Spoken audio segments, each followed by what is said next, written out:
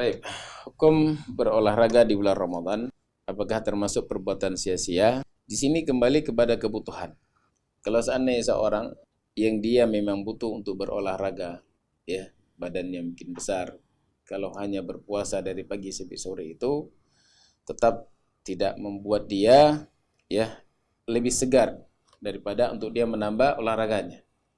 Maka untuk dia berolahraga, ya, olahraga yang dia butuhkan, maka boleh dia lakukan di luar Ramadan ataupun di bulan Ramadan.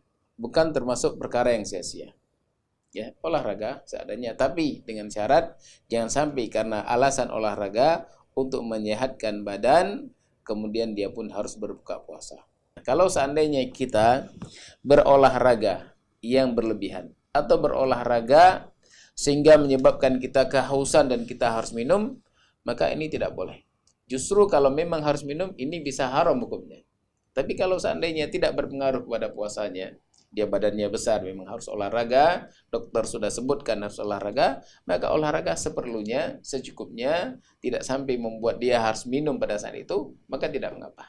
Seperti itu. Bukan termasuk perkara yang sia-sia, wallahu a'lam.